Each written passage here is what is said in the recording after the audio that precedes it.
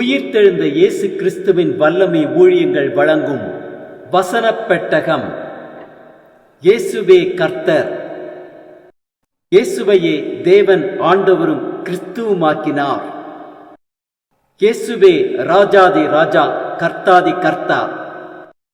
கிறிஸ்துவே மரித்தோர் மேலும் ஜீவனுள்ளோர் மேலும் ஆண்டவர். கிறிஸ்துவே போதகரும் ஆண்டவருமாயிருக்கிறார்.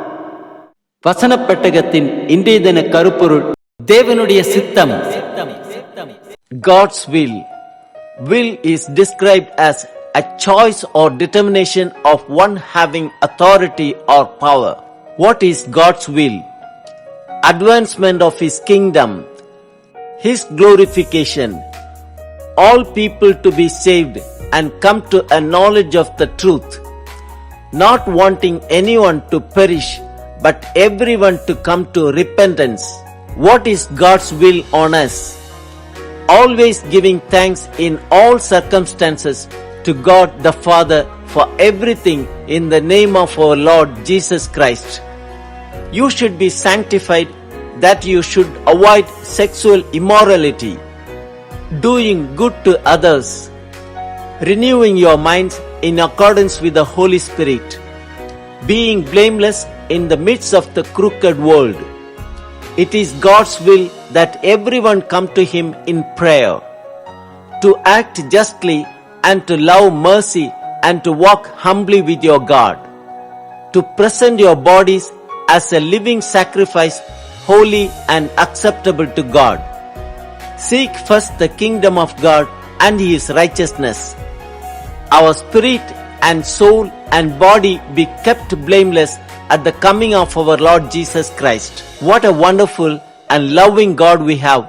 Let us bow down and worship Him and fulfill His will. நீங்கள் இந்த பிரபஞ்சத்திற்கு ஒத்த வேஷம் தெரியாமல் தேவனுடைய நன்மையும் பிரியமும் பரிபூர்ணமுமான சித்தம் இன்னதென்று பகுத்தறியத்தக்கதாக உங்கள் மனம் புதிதாகிறதுனாலே மறுரூபமாகுங்கள். தேவனுடைய சித்தத்தை குறித்ததான வேத வசனங்களை பார்க்கலாம். எசேக்கியேல் 18:31-32 வாசிக்கிறோம். உங்களுக்கு புது இருதயத்தையும் புது ஆவியையும் உண்டு பண்ணிக் கொள்ளுங்கள். இஸ்ரவேல் வம்சத்தாரே, நீங்கள் ஏன் சாக வேண்டும்? மனம் திரும்புங்கள், அப்பொழுது பிழைப்பீர்கள். சாகிறவனுடைய சாவை நான் விரும்புகிறதில்லை என்று கர்த்தராய ஆண்டவர் சொல்லுகிறார். மீகா 6:8 வாசிக்கிறோம். மனுஷனே, நன்மை இன்னதென்று அவர் உனக்கு அறிவித்திருக்கிறார். நியாயம் செய்து இரக்கத்தை சிநேகித்து உன் தேவனுக்கு முன்பாக மனத்தாழ்மையாய் நடப்பதை அல்லாமல் வேற எண்ணத்தை கர்த்தர் உன்னிடத்தில் கேட்கிறார். மார்க் 3:35 வாசிக்கிறோம். தேவனுடைய சித்தத்தின்படி செய்கிறவன் எவனோ அவனே எனக்கு சகோதரனும் எனக்கு சகோதரியும் எனக்கு தாயுமாய் இருக்கிறான் என்றார். யோவான் 9:31 வாசிக்கிறோம். ஒருவன் தேவ பக்தி உள்ளவனாயிருந்து அவருக்கு சித்தமானதை செய்தால் அவனுக்கு செவி கொடுப்பார். ரோமர் 12:1 வாசிக்கிறோம். அப்படி இருக்க சகோதரரே, நீங்கள் உங்கள் சரீரங்களை பரிசுத்தமும் தேவனுக்கு பிரியமுமான ஜீவ பலியாக ஒப்புக் கொடுக்க வேண்டும் என்று தேவனுடைய இரக்கங்களை முன்னிட்டு உங்களை வேண்டிக் கொள்கிறேன். இதுவே நீங்கள் செய்யத்தக்க புத்தி உள்ள ஆராதனை. கலாத்தியர் 1:4 வாசிக்கிறோம். அவர் இயேசு நம்மை இப்பொழுது இருக்கிற பொல்லாத பிரபஞ்சத்தினின்று விடுவிக்கும்படி நம்முடைய பிதாவாகிய தேவனுடைய சித்தத்தின்படியே நம்முடைய பாவங்களுக்காக தம்மை தாமே ஒப்பு கொடுத்தார். எபேசியர் 5:17 வாசிக்கிறோம். ஆகையால் நீங்கள் மதியற்றவர்களாயிராமல் கர்த்தருடைய சித்தம் இன்னதென்று உணர்ந்து கொள்ளுங்கள்.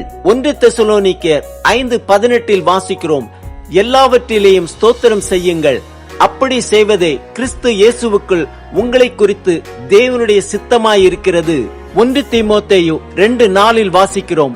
எல்லா மனுஷரும் ரட்சிக்கப்படவும் சத்தியத்தை அறிகிற அறிவை அடையவும் அவர் சித்தமுள்ளவராயிருக்கிறார். எபிரேயர் 10:36 வாசிக்கிறோம்.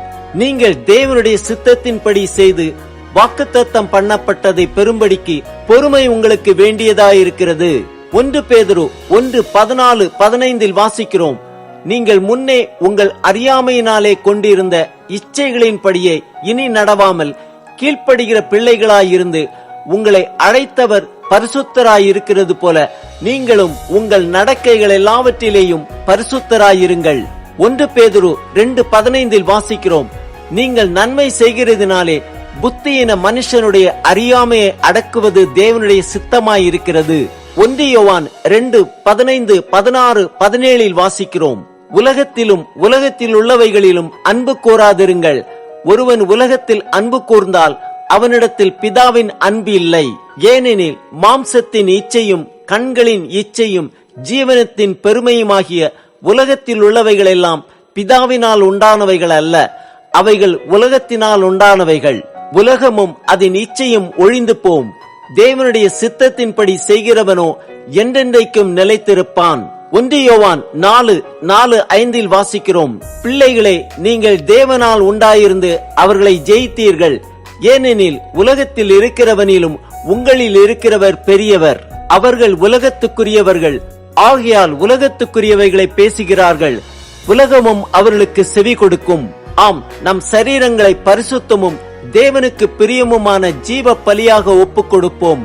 பரிசுத்தத்தை காத்துக்கொள்வோம், தேவனுடைய சித்தத்தை நிறைவேற்றுவோம்.